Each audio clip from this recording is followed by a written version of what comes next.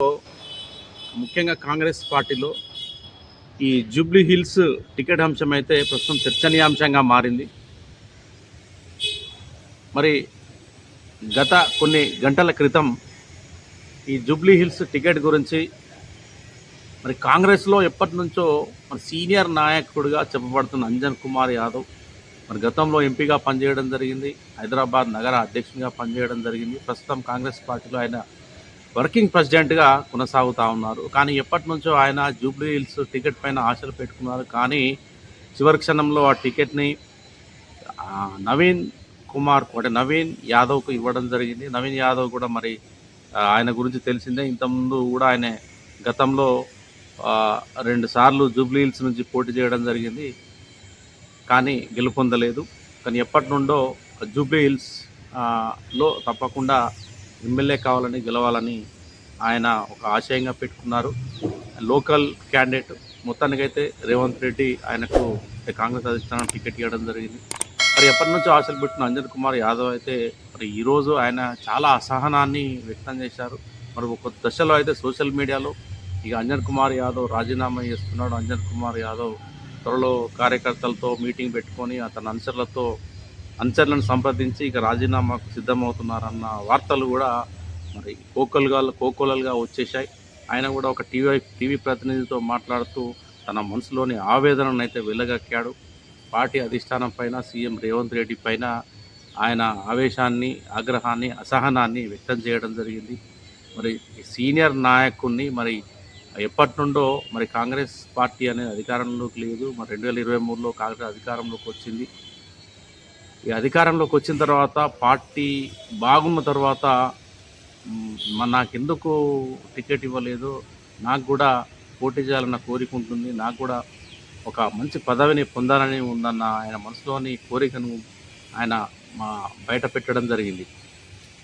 అయితే మొత్తం మీదనైతే ఆయన ఎక్స్పీరియన్స్ని, అదేవిధంగా కాంగ్రెస్ పార్టీకి తను చేసిన సేవలను గురించి ఆయన పూర్తిగా వివరించాడు.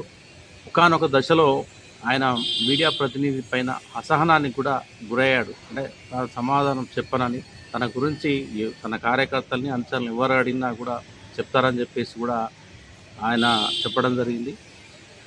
అయితే మొత్తానికైతే కాంగ్రెస్ పార్టీలో Anjan Kumar Yadav Jubilee hills ticket ఆశించి భంగపడి ఆయన ఏదైతే మరి అసహనాన్ని వ్యక్తం చేశాడో ప్రస్తుతం అది సంచలనంగా మారింది. మరి వెంటనే అధిష్టానం అలర్ట్ అయిపోయి మంత్రి వివేక్ వెంకటస్వామి, అదేవిధంగా ఎవరైతే మరి తెలంగాణ కాంగ్రెస్ ఇన్ఛార్జ్ మీనాక్షి నటరాజన్ స్వయంగా ఆయన ఆఫీస్కి వెళ్ళి ఆయన మందలించడం, జూబ్లీ హిల్స్ ఉప ఎన్నికలకు సహకరించాలని కోరడంతో ఆయన కొంత కూలయ్యారు, శాంతించారు. మొత్తానికైతే మళ్ళీ ఆయన ఈ ఎన్నికకు సహకరిస్తారని చెప్పడం, తన ప్రధాన లక్ష్యం రాహుల్ గాంధీ ప్రధానమంత్రి కావాలని చెప్పేసి ఆయన చెప్పడం జరిగింది. మొత్తం మీదనైతే ఆయన బాధనైతే వ్యక్తం చేశారు. తను ఆశించాడు, బట్ టికెట్ మాత్రం అతనికి ఇవ్వడం జరిగిందని చెప్పి. అయితే ఈ జూబ్లీ హిల్స్ టికెట్ సంబంధించి, ఎన్నికలకు సంబంధించి తనను సంప్రదించలేదని, తనతో ఇలాంటి చర్చలు చేయలేదన్న అంశాన్ని కూడా ఆయన ప్రస్తావించారు.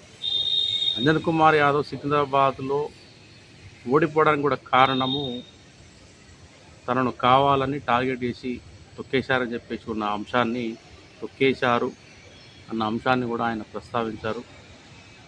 ఆయన అయితే ఈ మీనాక్షి నటరాజన్ ఎవరైతే రాకముందు ఆయన మీడియాతో మాట్లాడుతూ చాలా ఆగ్రహంగా ఊగిపోయారు. ఆయన నన్ను తొక్కేసుకుంటూ వెళ్తే అవసరమైతే నేను ఎక్కుతూ వెళ్తా అని చెప్పేసి కూడా ఆయన మాట్లాడారు. మొత్తానికైతే అంజన్ కుమార్ యాదవ్ ఏదైతే ఆగ్రహం, అసహనం పార్టీ పైన ఆయన